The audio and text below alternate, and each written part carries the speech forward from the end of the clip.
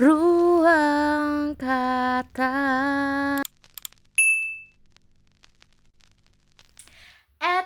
Tunggu dulu.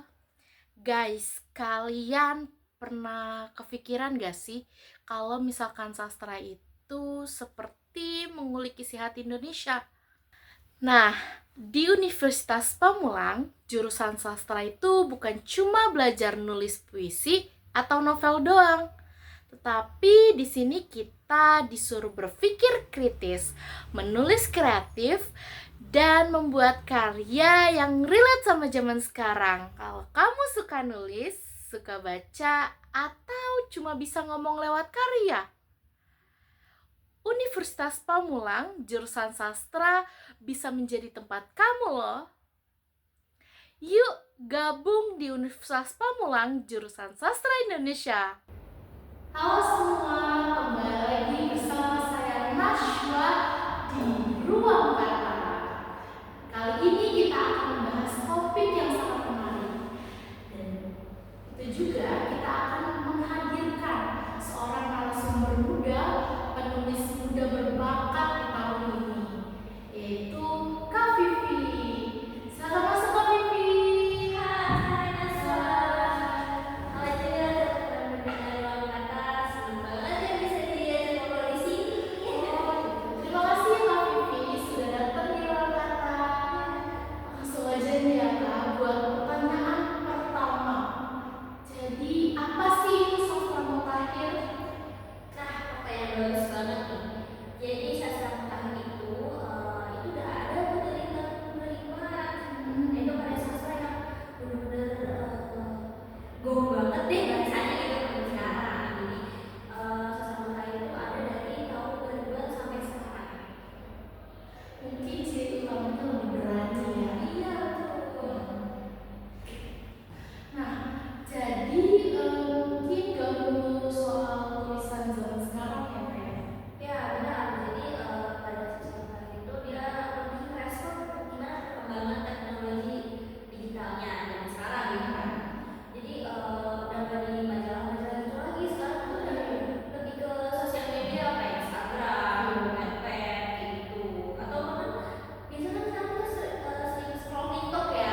Nah di situ kan juga udah banyak tuh yang posting karya sastra di situ kayak tahu kan. Iya. Nah ini apalagi aku tuh banyak banget yang zaman sekarang tuh. Posting-posting gitu ya. Iya betul. Nah, kalau menurut Kak Vivi ya, dari segi tokoh, tokoh itu siapa aja sih yang bisa mewakili sastra mutakhir itu sendiri? Kalau dari tokoh banyak ya, nggak mungkin aku sebutin satu-satu. Yang paling populer sekarang tuh ada Terelie. Iya. Banyak banget loh bacanya. Itu judul-judul yang dia pakai itu banyaknya ke unsur planet ya. Iya. Ya, sama ada Alan Mansur, dia seorang penulis paling dikenal. Terus juga puisinya tuh pendek-pendek tapi penuh makna. Bermakna banget. Betul, iya. Lalu apa sih bedanya sastra mutakhir dengan sastra lama itu sendiri?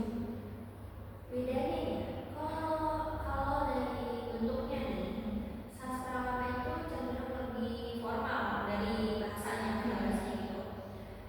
Terus juga novelnya itu dulu panjang banget. Nah, cerpennya juga strukturnya tuh klasik banget. Kalau sekarang kan lebih ya mengekspresikan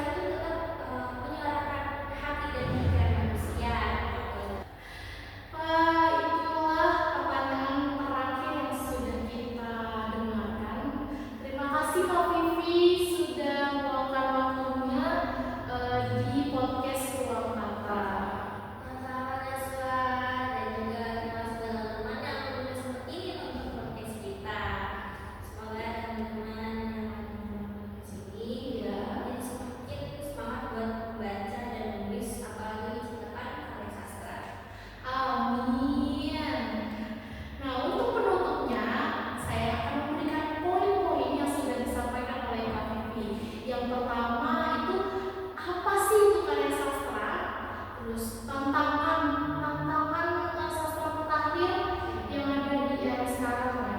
Terus kayak misalkan tokohnya, bener, tokohnya tuh tadi siapa aja sih di sastra mutakhir, terus perbedaan sastra lama dengan sastra mutakhir. Nah, yang terakhir, apa sih sastra mutakhir ini tuh bakalan kayak gimana ke depannya, kayak gitu ya kan.